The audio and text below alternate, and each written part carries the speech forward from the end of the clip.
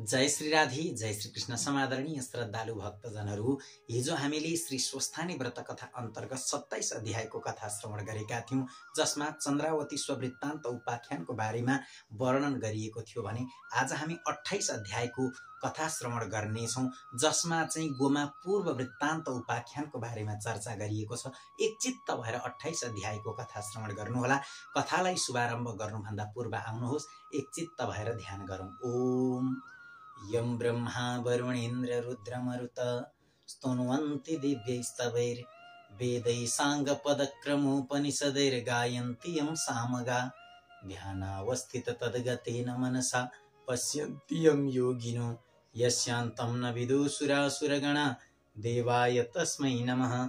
श्रीमत्चन्दन चर्चितो ज्वलवपु शुक्लाम्बर मल्लिका मालालंकृतकुण्डला प्रविलसन् मुक्तावली शोभिता सर्वज्ञान निदान पुस्तकधरा रुद्राक्षमालाकरा वाग्देवी वदनाम्बुजे वसतु मे त्रैलोक्य माता चिरं मूकं करोति वाचालं पंगुं लंघयते गिरिं यत्कृपातमहं वन्दे परमानन्दमाधवं।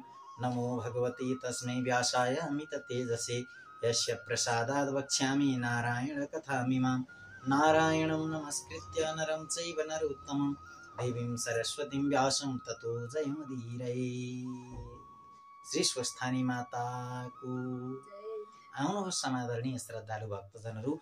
अब हामी 28 अध्यायको कथा श्रवण गर्नेछौं, जसमा कुमारजी आज्ञा गर्नुहुन्छ, हे अगस्त्य मुनि ध्यानपूर्वक सुन, किनभने कथाले हर व्यक्तिको व्यथालाई समाप्त गरिदिन्छ।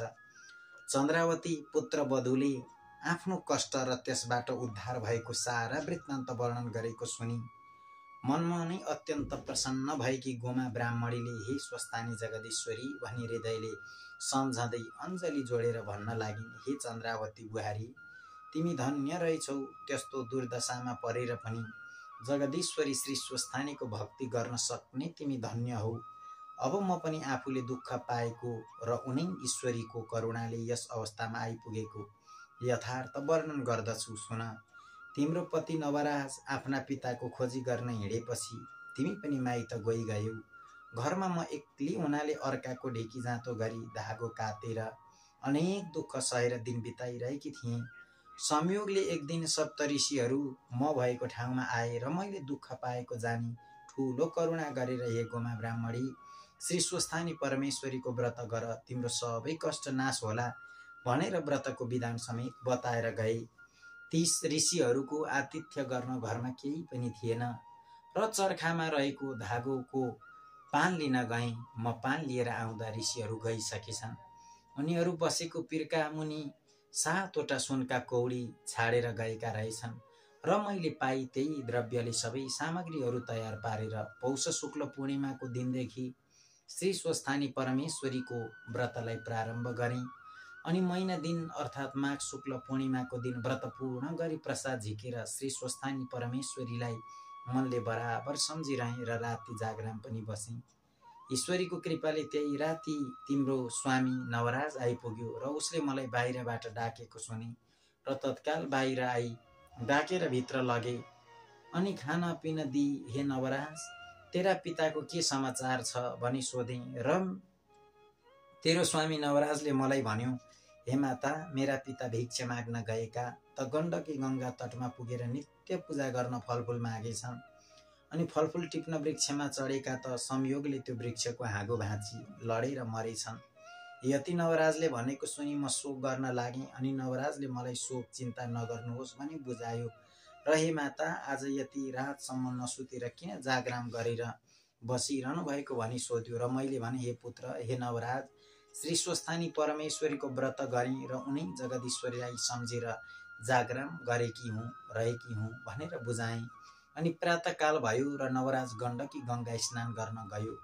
गण्डकी गंगाबाट हरिहर प्रकट भई, हे नवराज, तेरी माताले श्री स्वस्थानी परमेश्वरीको व्रत गरेकोले हामी प्रसन्न भयो। लावण्य देशमा राजा छैनन्, हात्तीलाई राजा रोज्न लगाइएको छ, त्यहाँ आउनु, तँलाई हामी अभिषेक दिलाउनेछौँ, राजा हुनेछस् भनी वरदान दिई अन्तर्ध्यान भएछन्। र नवराजले घर आई मलाई सारा कुरा सुनायो अनि मैले श्री स्वस्थानी परमेश्वरीको प्रसाद दिई, हे पुत्र नवराज, हरिहरको वरदानले लावण्य देशको राजा बनेस् भनी आशीर्वाद दिएर यहाँ पठाएँ र उनै ईश्वरीको कृपाले यो ऐश्वर्य पाई सुखी भयौँ। अब पनि बाँचुन् जेलसम्म सधैँ श्री स्वस्थानी परमेश्वरीको कृपाले यस लोकमा सुख सन्तोष र सम्पत्तिको भोग गरी परलोकमा परम गति कैलाशवास होला। यति उपदेश दिई आफ्नो बितेको यथार्थ वर्णन गरिसकी फेरि अरू पनि अर्ती दिन लागिन्। तिमी चन्द्रावती र लावण्यवती दुवै बुहारी सुन। जस्तै सूर्य नारायण नभएको दिन र चन्द्रमा नभएको रात उज्यालो वा शोभित हुँदैन, त्यस्तै प्रत्येक मनुष्यको पनि घरमा असल स्वभाव भएकी पत्नी छैन भने त्यसको घर सप्रन्न। अब मेरो वृद्धावस्था भयो, तिमी दुवै दिदी बहिनी आपसमा मिलेर यो राज्य लक्ष्मी थामी मेरो पुत्र नवराज राजाको सेवा चाकरी गरेर बस। यति चन्द्रावती रानीलाई शिक्षा दिए, ढुकुटीको साँचो सुम्पिदिन्। अनि चन्द्रावती रानी र लावण्यवती रानीले पनि, हे माता, हजुरको तपस्याले हाम्रा स्वामी राजा हुनुभयो, हामी दुवै रानी हुन पायौँ, हजुर धन्य हुनुहुन्छ भनी आफ्नै सासू गोमा राजमाताका चरणमा दण्डवत प्रणाम गरेर सदैव श्री स्वस्थानी परमेश्वरीको भक्तिमा चित्त लगाई आपसमा मिलेर नवराज राजाको सेवा गरी राज्यको सुखभोग गर्दै आनन्दपूर्वक रहँदा भए। फेरि कुमारजी आज्ञा गर्नुहुन्छ, हे अगस्त्य मुनि, जो मनुष्य श्रद्धा र भक्ति साथ माघ मासको महात्म्य सुन्ला, माघ भरि माघ स्नान गर्ला, माघ स्नानका साथै माघ भरि विविध वस्तु दान गर्ला, कङ्गालहरूलाई खिचडी खुवाउला र साथसाथै श्री स्वस्थानी परमेश्वरीको व्रत पूजा र आराधना गर्ला अथवा सम्पूर्ण माघ महात्म्यमय सहितको श्री स्वस्थानीको कथा सुन्ला अथवा सुनाउला वा उनको महिमा लेखिएको वा छापिएको पुस्तक घरमा राख्ला, त्यसका घरमा दुःख दरिद्रताको बास कहिल्यै पनि हुने छैन। आदित्य आदि नवग्रह सधैँभरि प्रसन्न रहनेछन्। अकालमा मृत्यु कहिल्यै पनि कसैको हुने छैन। भूत प्रेत पिशाच डाकिनी साकिनी बेताल त्रिदोष आदि रोगको भय हुँदैन। चोर डाका शत्रु अग्नि वनका हिंसक जन्तुको भय कहिल्यै पनि हुने छैन र त्यस व्यक्तिका ब्रह्म हत्यादि अनेक घोर पाप भए पनि नष्ट भई यस लोकमा सुख शान्ति र सम्पत्तिको भोग गरी परलोकमा शिवका पार्षद भई कैलाश पर्वतमा बस्न पाउनेछ। यति कथा स्कन्द कुमारले अगस्त्य मुनिलाई सुनाएका थिए र सोही कथा यहाँ मैले पनि यथामति विस्तारपूर्वक सुनाएँ भन्दै अहिलेको कथालाई यहीँनेरि विराम। इति श्री स्कन्द पुराणे केदारखण्डे माघ महात्म्ये कुमार अगस्त्य संवादे श्री स्वस्थानी परमेश्वरीय व्रत कथायां गोमा पूर्व वृत्तान्त वर्णनम नाम अष्टविंशोत्सवः 28 अध्यायको कथा पनि मैले हजुरहरूलाई सुनाइसकेको छु। यदि हजुरहरूसँग सम्भव छ भने हातमा चन्दन अक्षता पुष्प लिएर नमस्कार गर्नुहोला र ध्यान गर्नुहोला तिनै स्वस्थानी माता भगवतीको। उपनयतु मङ्गलं वः सकल जगन मङ्गलालयः श्रीमान् दिनकर किरण निबोधित नवनलिनतल निवेक्षणः कृष्णः।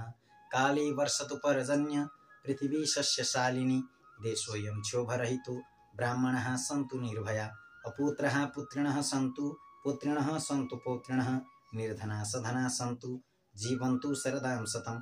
तत्रैव गंगा यमुना च तत्र गोदावरी सिन्धु सरस्वती च तीर्थाणि सर्वाणि वसन्ति तत्र यत्राच्युतोदार कथा प्रसंग। या कुन्देन्दु तुषारहार धवला या शुभ्रवस्त्रावृता या वीणावरदण्डमण्डितकरा या श्वेतपद्मासना या ब्रह्माच्युत शंकर प्रभृतिभिर्देवैः सदा वन्दिता सा मां पातु सरस्वती भगवती निःशेषजाड्यापहा। कायेन वाचा मनसेन्द्रियैर्वा बुद्ध्यात्मना वा प्रकृतिस्वभावात् करोमि यद्यत् सकलं परस्मै नारायणायेति समर्पयेत्। तत् स्वस्थानी माता भगवती को। हजुरलाई मैले 28 अध्यायको कथा श्रवण गराएँ। 29 अध्यायको कथा लिएर भोलि पुनः हजुरहरूमाझ उपस्थित हुनेछु भन्दै अहिलेलाई भने म पनि हजुरहरूमाझबाट बिदा चाहन्छु। हस्त हजुरहरू सबैको जय होस्, सबैको मङ्गल होस्।